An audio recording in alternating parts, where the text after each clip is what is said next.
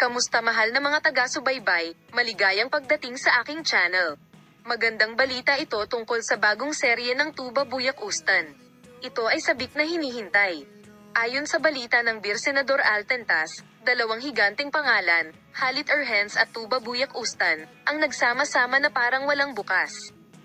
Ang 4 na episode na serye, na idinirect ni Zeynep Gunay at isinulat ni Eken Atalar, ay binalak na may broadcast sa Kahan sa Araw ng Mga Puso, 14 ng Pebrero, kung walang mga bagong pagbabago.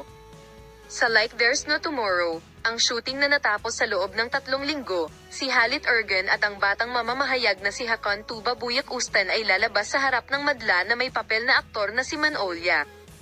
Natapos kagabi ang shooting ng proyekto, na binubuo ng hindi malilimutang serye ng pamamaalam sa mga manunood kasama ang makapangyarihan at nakagigimbal nitong kwento ng dalawang tao.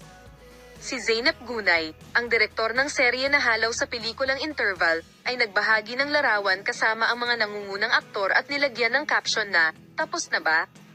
Naway hindi tumahimik ang ating musika, naway hindi huminto ang ating pagsasayaw, naway hindi matapos ang ating pag-uusap, naway hindi matigil ang ating tawanan. Wow, ang sarap nitong kuha. Mamimiss ko ito.